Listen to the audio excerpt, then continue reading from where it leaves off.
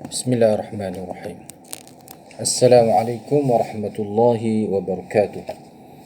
Nahmaduhu wa nasta'inuhu wa nastaghfiruhu wa nu'minu bihi wa natawakkalu alayhi wa na'udzu billahi min shururi anfusina wa min sayyiati a'malina.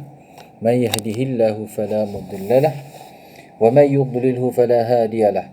Wa nashhadu an la ilaha illallah wahdahu la sharika lahu.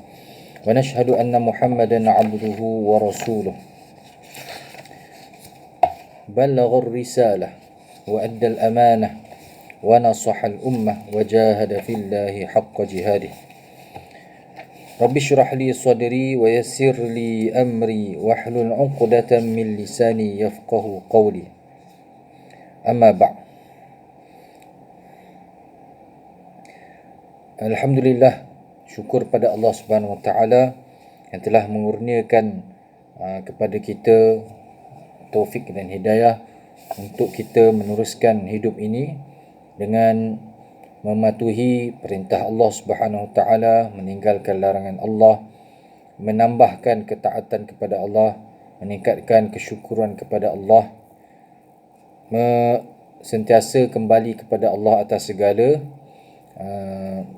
kesalahan-kesalahan, dosa-dosa yang menyebabkan kita jauh daripada Allah Subhanahu Wa Taala, jauh daripada rahmat Allah.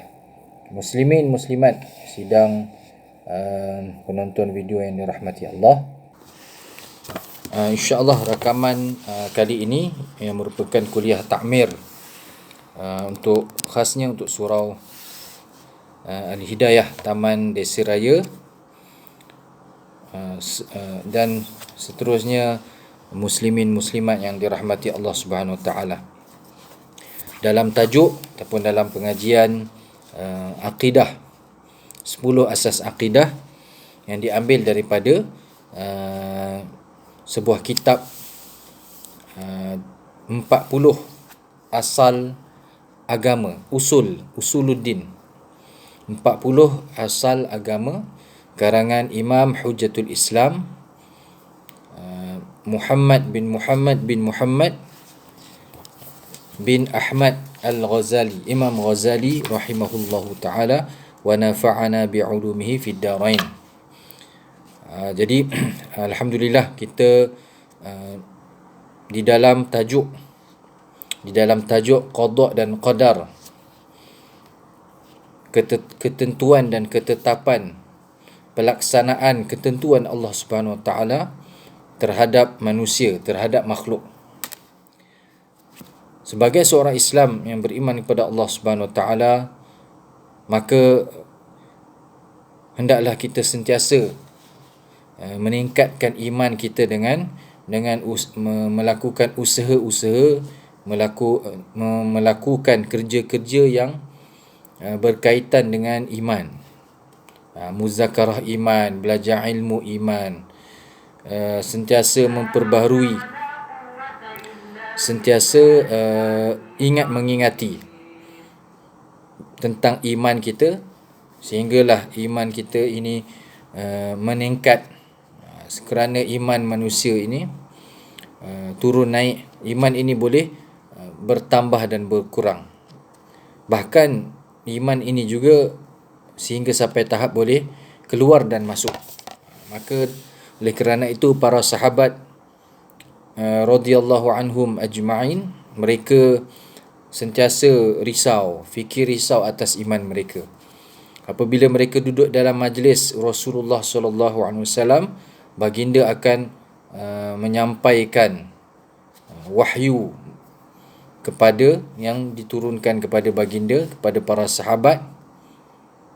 Baginda akan berkhutbah tentang akhirat, tentang kubur, tentang syurga dan neraka, sehingga iman mereka naik, sehingga seolah-olah syurga dan neraka ini terbayang di hadapan mereka. Dan apabila balik bersama dengan keluarga, bekerja, perasaan ataupun rasa itu kurang daripada diri mereka. Dengan sebab itu pun, walaupun sebenarnya itu biasa, fitrah manusia memang keperluan manusia, tapi sehingga menyebabkan mereka ini risau, seperti Hadrat Hanzalah radhiyallahu anhu, dan sehingga berjumpa dengan Sayyidina Abu Bakar radhiyallahu anhu tentang perasaan ini, tentang rasa kurangnya iman ini, sehinggalah bertemu Rasulullah sallallahu alaihi wasallam dan baginda menerangkan bahawasanya begitulah keadaannya iman.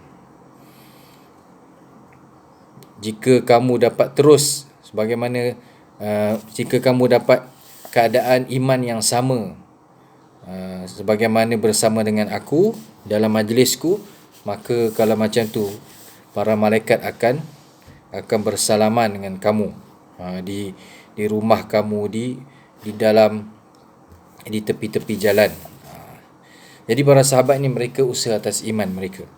Maka dengan itu salah satu perkara, salah satu keperluan sebenarnya dalam hidup kita ini untuk sentiasa setiap hari, harianlah kita memperbetulkan iman, kita mendengar kisah-kisah, kita mendengar khabar-khabar yang akan meningkatkan iman kita. Dalam kitab ini merupakan kitab Al-Arba'in fi Usuluddin karangan Al-Imam Al-Ghazali rahimahullah ta'ala.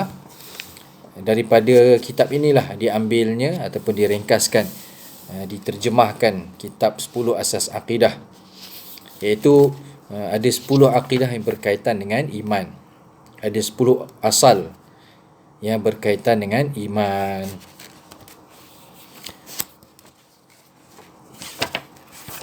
Pada kali ini saya ingin membaca daripada kitab Al-Arba'in fi Usuluddin ni, ibarat ataupun ayat-ayat di dalam ibarat bahasa Arabnya, dan kita akan ulang kaji, kita akan mengulang semula tentang mazhab akidah, tentang i'tiqad.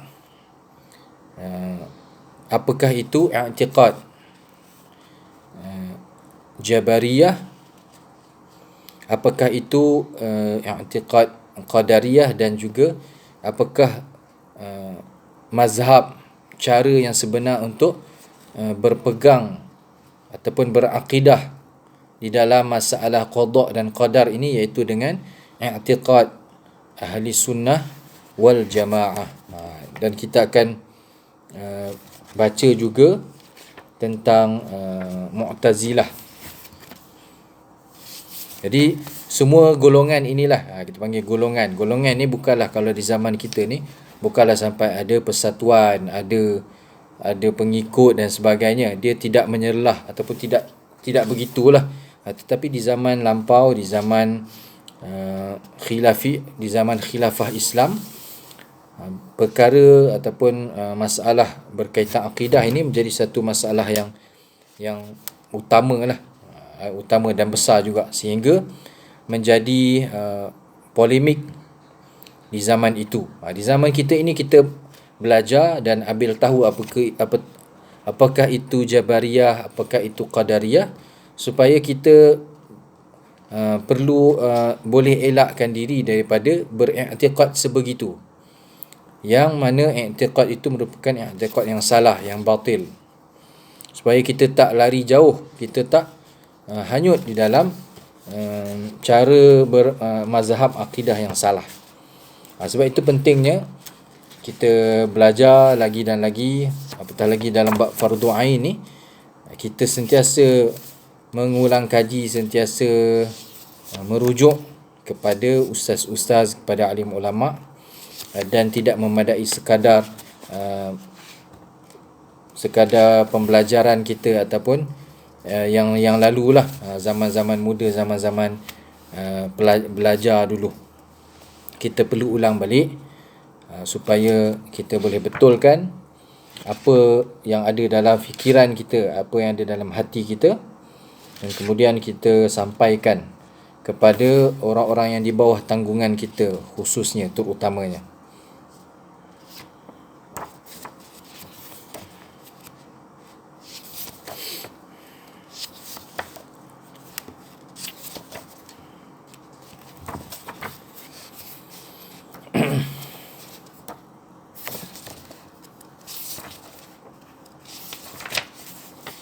Bismillahirrahmanirrahim.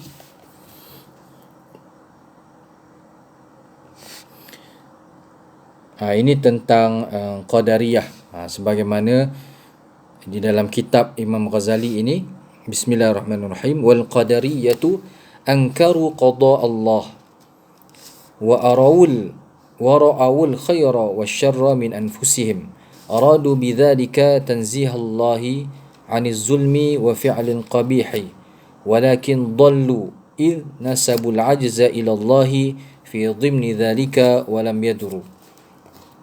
Adapun Qadariyah, orang-orang yang beriktikad, bermazhab akidah Qadariyah, kena tahu, kena sentiasa ulang sehingga ingat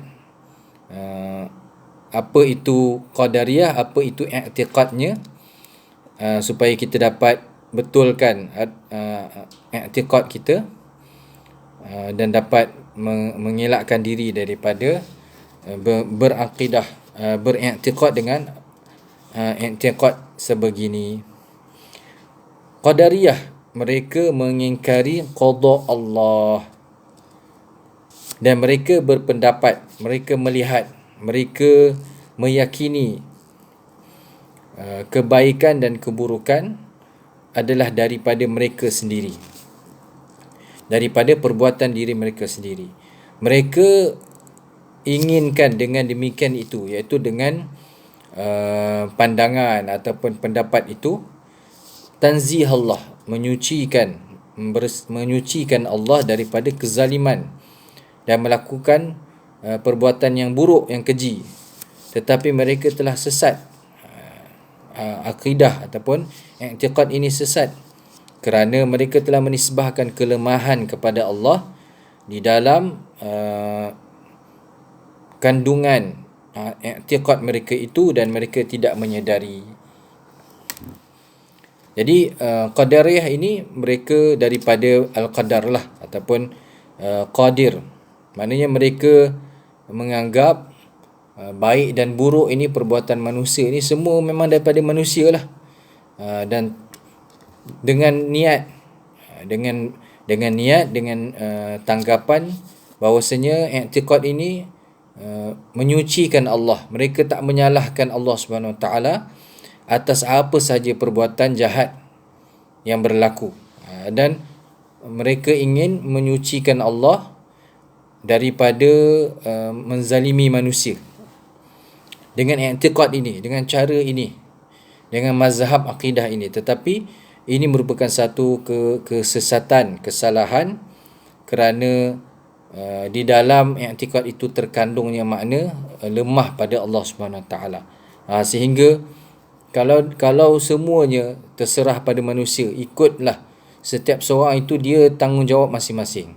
Dia nak buat baik, dia punya pasal, dia nak buat jahat, dia punya pasal, dan dia memang dia sendiri yang boleh buat baik, tak ada siapa yang boleh halang, bukannya ditetapkan untuk dia.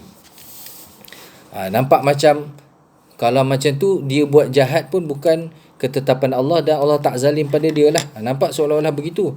Tetapi dalam i'tiqad itu terkandungnya i'tiqad ataupun menisbahkan kelemahan pada Allah SWT, sampai tak ada hubungan pula dengan kekuasaan Allah SWT. Apa-apa yang manusia ni buat, sama ada perbuatan baik ataupun perbuatan buruk. Wal jabariyatu a'tamadu 'ala al-qada'i wa ra'awul khaira wasyarra min Allah wa lam yara min anfusihim fi'lan aradu bidzalika tanzih Allah 'anil 'ajzi fadallu idh nasabu zulma ilaihi fi dhimni dhalik wa adallu sufaha'ahum fakanu ya'suna Allah wa yansubuna ila Allah kasyaitani haitsu qala bima aghwaytani. Dan Jabariyah, golongan Jabariyah ataupun mazhab Jabariyah, mereka beriktimad, mereka berpendapat, mereka berpegang terhadap qada. Mereka ini maksudnya pegang semua ni qada, ketentuan Allah 100% dah. Yang Qadariyah tadi kata tak ada qada. Mereka ingkar pada qada sebab apa? Semua manusia boleh buat. Semua dah serah pada manusia dah. Itu Qadariyah. Mampu, boleh buat semua, qadar. Kalau ini Jabariyah, majbur. Manusia ni tak ada pilihan langsung. Buat baik pun atas ketentuan Allah, buat jahat pun atas ketentuan Allah. 100%. Mereka melihat baik dan buruk semuanya daripada Allah. Dan mereka tidak melihat, tidak berpendapat adanya perbuatan yang datang daripada diri mereka, daripada manusia. Mereka ingin tanzih Allah. Kiranya nak menyucikan Allah daripada kelemahan juga. Tetapi mereka juga sesat kerana mereka dalam pendapat, dalam i'tiqad ni mereka telah menisbahkan kezaliman kepada Allah. Dan mereka juga menyesatkan orang-orang bodoh di kalangan mereka yang ikut pendapat ini bulat-bulat. Lalu mereka memaksiati Allah dan menisbahkan kepada Allah. Seperti syaitan, sekira-kira sebagaimana syaitan berkata ketika berkata tentang nasib ataupun keadaan dirinya yang telah diusir, dihalau daripada rahmat Allah. Bima aghwaytani. Menyalahkan pula dengan perkara yang engkau telah sesatkan aku. Maknanya ini ada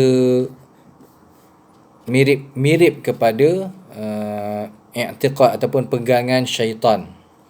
100% ini semua baik ke, apa yang aku buat baik, apa yang aku buat buruk, keburukan yang aku buat semuanya dah ditetapkan Tuhan.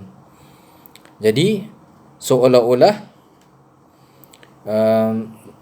kita ni terpaksa.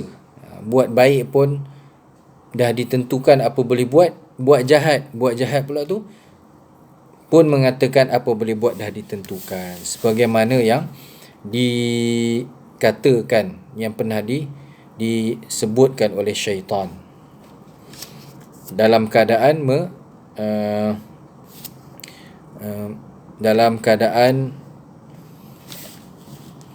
syaitan ini mencari alasan lah, bagi alasan. Falhasil, kesimpulannya, anna al-qadariyata athbatu al-ikhtiyar al-kulliyya lil-'abdi fi jami'i af'alil 'ibadi wa ankaru qada' Allah wa qadarahu bil kulliyati fi af'alil 'ibadi wal jabariyata nafaw al-ikhtiyara bil kulliyati fi af'alil 'ibadi wa i'tamadu 'ala al-qada'i fayanbaghi lil bahithi ma'ahum ay yadribahum wa yumazziqa thiyabahum wa 'ama'imahum ويخدش وجههم وينتفى أشعارهم وأشفارهم وشواربهم ولحاهم ويعتذر بما اعتذر هؤلاء في سائر أفعالهم القبيحة الصادرة منهم. Ini kesimpulanlah. Maknanya golongan Qadariyah ataupun mazhab Qadariyah, mazhab dalam i'tiqad, dalam akidah. Mereka mensabitkan pilihan yang kulli 100% bagi hamba pada semua perbuatan-perbuatannya, semua perbuatan hamba. Itu Qadariyah ini mengatakan bahawa semua perbuatan baik ataupun yang buruk memang datang atas kehendak, pilihan daripada manusia sendiri dan tak berkait langsung dengan qada Allah, ketentuan Allah. Ini merupakan kesesatan i'tiqad ataupun kesesatan pegangan Qadariyah ini. Sementara Jabariyah pula mereka menafikan pilihan secara keseluruhan, secara 100% pada perbuatan hamba. Maknanya hamba ini langsung tidak ada pilihan. Dia buat baik pun dah ditentukan, buat jahat pun dah ditentukan. Mana mereka ni berlepas diri. Kalau buat jahat biasanya akan berlakulah apabila buat kesalahan, maka mereka menganggap dah bukan salah mereka, dah ditetapkan. Maka dalam pegangan Jabariyah ini juga ada terkandung makna terangkatnya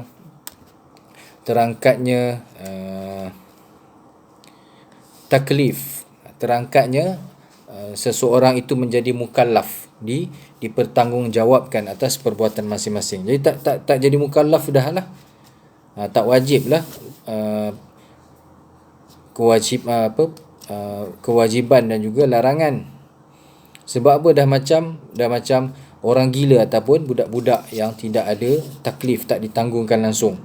Dah memang tak ada pilihan. Itu pendapat Jabariyah.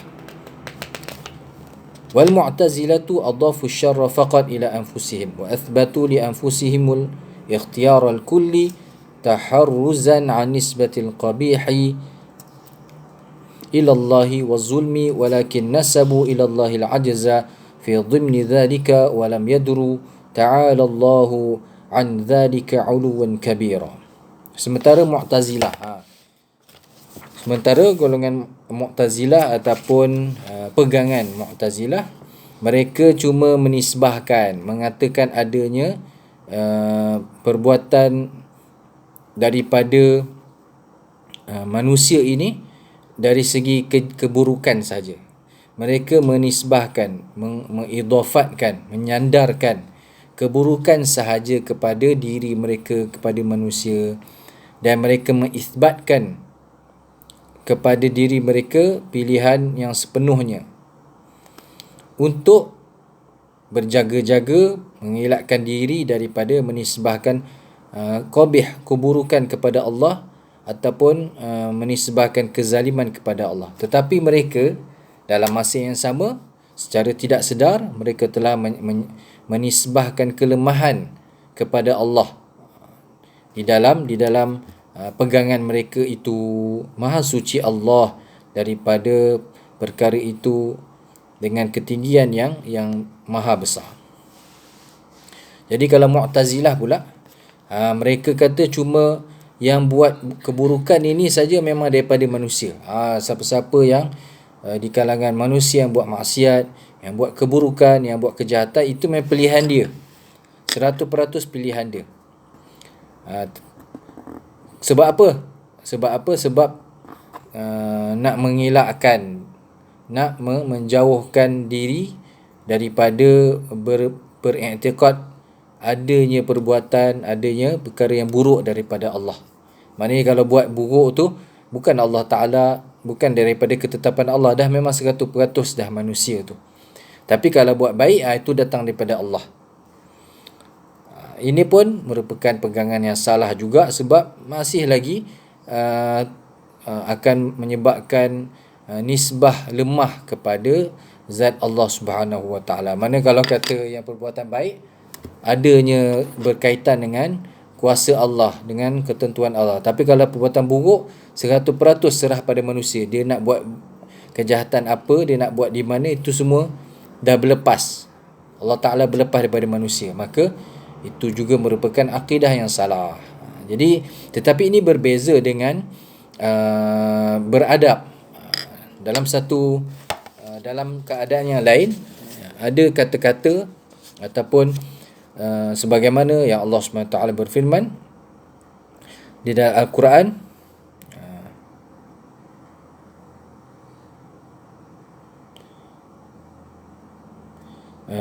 di dalam surah An-Nisa. Dalam surah An-Nisa ada saya sebutkan di dalam rakaman sebelum ini, bahwasanya qul kullum min indillah, katakanlah wahai Muhammad, semuanya daripada sisi Allah. Tetapi walaupun semuanya daripada Allah Subhanahu Wa Taala, namun begitu ada perkara yang di manusia ini diberi pilihan. Sebagaimana dalam kadang-kadang di hujung ceramah, ustaz-ustaz akan menyebutkan yang baik daripada Allah, salah silap adalah kelemahan diri saya. Bukan kerana berpegangan dengan akidah Mu'tazilah, tidak, tetapi beradab, iaitu kebaikan semuanya datang daripada Allah dengan taufik daripada Allah. Keburukan itu, secara hakikatnya juga telah ditetapkan oleh Allah Subhanahu Wa Taala. Telah Allah Subhanahu Wa Taala yang menciptakannya, namun kerana kelemahan diri kita, kerana keburukan kita, kena silapnya pilihan kita, itulah cara beradab. Mana bukanlah apa yang disebutkan oleh ustaz bila habis pengajian atau ceramah tu, akidah Mu'tazilah, bukan. Itu kerana beradab. Dan ahli sunnah wal jamaah, ini pegangan yang kita perlu ikut, dan inilah yang pegangan ataupun yang telah dipilih, yang telah disusun oleh alim ulama usul, alim ulama tasawuf, alim ulama tauhid. Bagaimana cara kita untuk memahami qada dan qadar, bagaimana kita beriktikad dalam perkara ataupun rukun iman ke-6, iaitu qada dan qadar.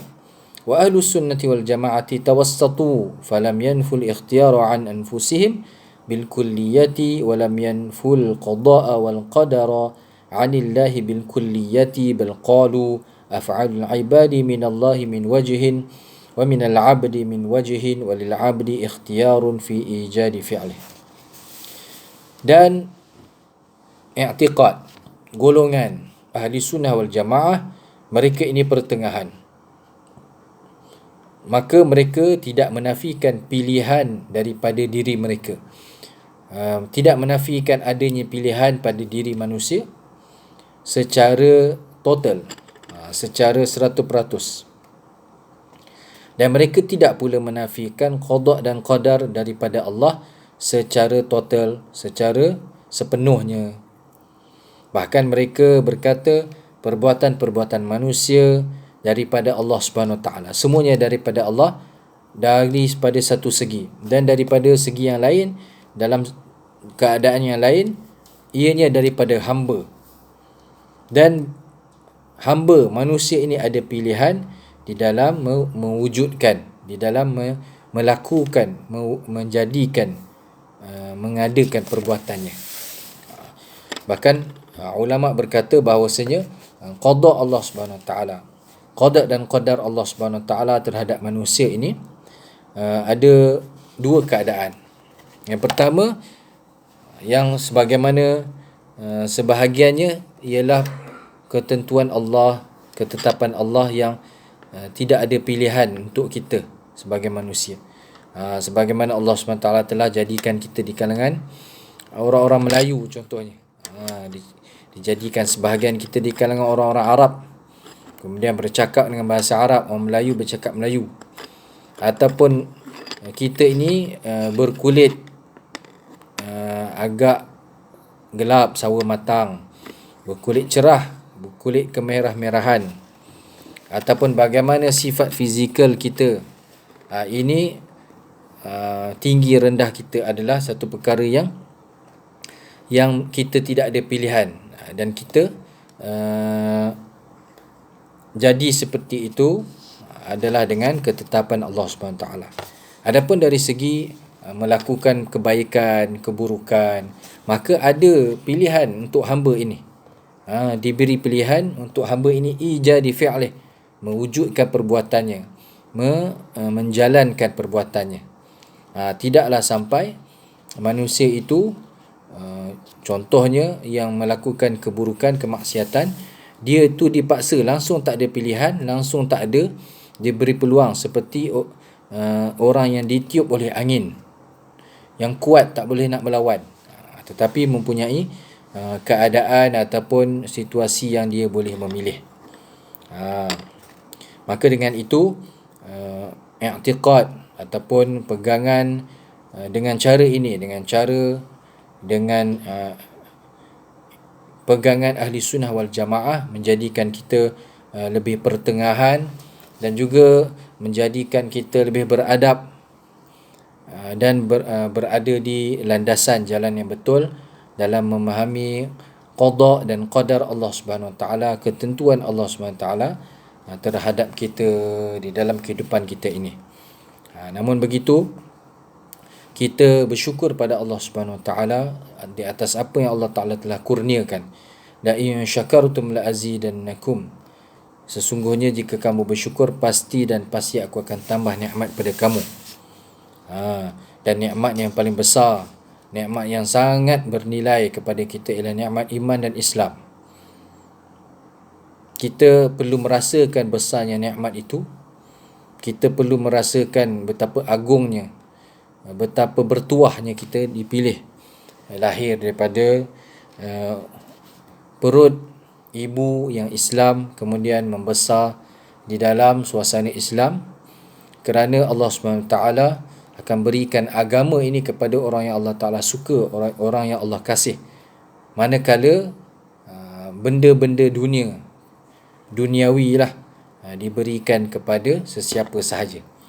Dan kita perlu masukkan dalam hati kita bahawasanya hanya akhirat lah yang benar-benar dapat memenuhi segala keinginan kita. Di dunia ini tak ada satu perkara pun yang akan memuaskan keinginan kita. Walal akhiratu khairul laka minal ula. Akhirat ini pasti lebih baik daripada kehidupan sebelumnya, kehidupan dunia ini. Di dunia ini sebenarnya dunia ini sebenarnya tidak ada nilai pun di sisi Allah Subhanahu Wa Taala, kerana memang sangat rendah, sangat sedikit.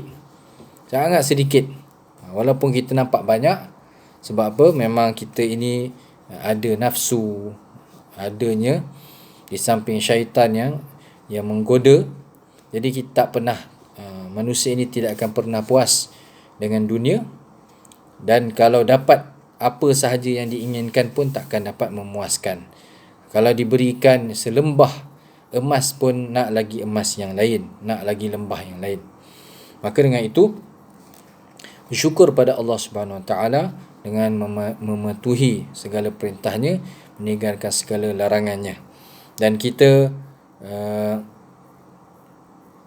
apabila berhadapan dengan perkara-perkara yang baik, maka kita bersyukur. Dan apabila kita diuji dengan perkara-perkara yang menyusahkan, yang menyedihkan, maka kita bersabar. Jadi dua-dua keadaan ini akan jadi baik. Dan perkara ini hanya ada pada orang Islam, orang beriman sahaja. Ajaban li amril mu'min, inna amrahu kullahu lahu khair. In asabathu sarra syakara fakana khairun lahu, wa in asabathu dharra sabara fakana khairun lahu. Sangat menakjubkan, sangat hebat, ajib keadaan urusan orang-orang mukmin, orang yang beriman kepada Allah. Sesungguhnya semua urusannya, semua keadaannya, semua situasinya adalah baik untuknya. Bagaimana? Jika dia mendapat kesenangan, kemudahan, kemewahan, dia bersyukur kepada Allah. Bersyukur dengan menjalankan apa sahaja tuntutan syukur. Menjalankan tuntutan syukur. Dapat harta, dizakatkan, disedekahkan.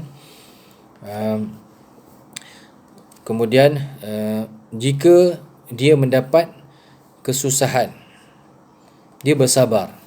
Dia meyakini bahawasanya ada hikmahnya. Dia meyakini bahawasanya sesungguhnya Allah SWT bersama orang-orang yang sabar. Dan dia meminta pertolongan kepada Allah dengan sabar dan juga solat sembahyang.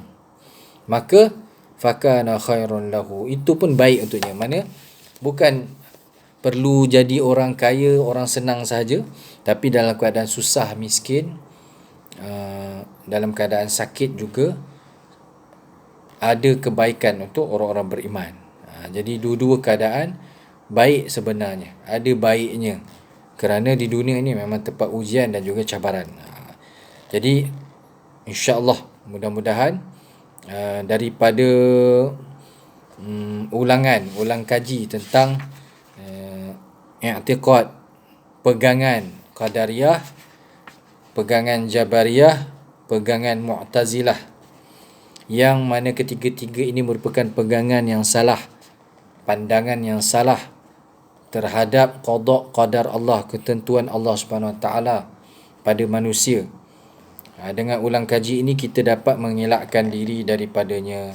Dan juga dengan ulang kaji muzakarah siapakah Ahlussunnah wal Jamaah, apakah pegangan Ahlussunnah wal Jamaah, maka kita dapat membetulkan i'tiqad kita, pegangan kita pada qada dan qadar Allah Subhanahu wa Ta'ala. Wallahu alam, insya-Allah kita akan sambung lagi pada sesi rakaman akan datang. Wabillahi taufiq wal hidayah. Assalamualaikum warahmatullahi wabarakatuh.